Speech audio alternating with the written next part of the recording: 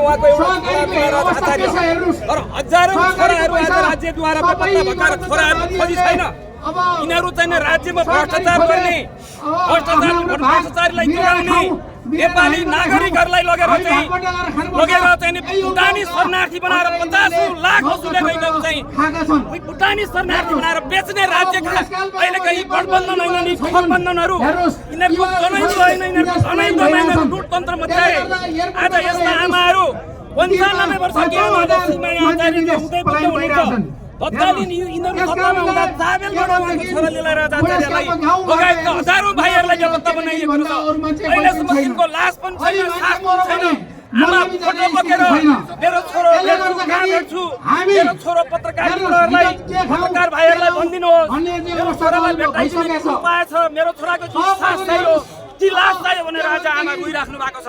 आज राज्यमा कसरी ढिकुटी लुट्ने, कसरी यो देशलाई सिद्ध्याउने, कसरी सिक्किमीकरण गर्ने भनेर यी दलालहरू आज राज्य सञ्चालन गरेर बसिरहेका छन्।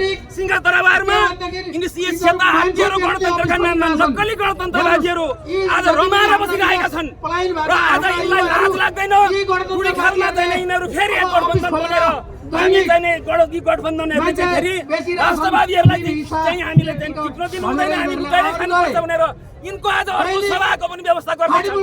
यसै गरी मान्छे बेपत्ता बनाउने, राष्ट्रमा लुट्ने, लोकतन्त्र मचाउने, भएका राजाले भनेका उद्योग धन्दाहरू सबै समाप्त बनाउने र राजालाई चाहिँ आज यिनीहरूले चाहिँ षड्यन्त्रपूर्वक विदेशी दलालीहरूको हतियार, विदेशीहरूलाई हतियार बनाएर आज अमेरिका र यिनीहरू खुफिया इन्डियाको जुन एउटा दलालहरू रहेको चाहिँ एउटा चाहिँ योजनाबाट त्यतिखेर तत्कालीन पर्जल सन्देश जब आएको चाहिँ कमान्डमा चाहिँ राज परिवारको हत्या भयो।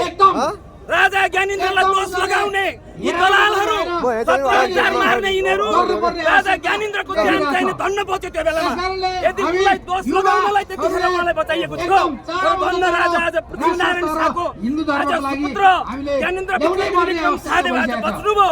तर आज उहाँको आज चाहिँ उपस्थितिले यो देशमा आज जनताको राष्ट्रको आँसु पुछ्ने उहाँले समर्पण गरिराख्नु भएको छ र सरकारको चाहिँ आह्वान छ सम्पूर्ण राष्ट्रवासीहरूलाई, राष्ट्र सङ्कटमा छ, यो राज्यलाई अब चाहिँ कसरी बचाउने, नेपाल आमाको आँसु पुछौँ भनेर मात्रै सरकारले आग्रह गरिबसेको जनताहरूलाई हामी आज यस्ता बेपत्ता आमाहरू एकजना आमा उहाँ हुनुहुन्छ हजारौं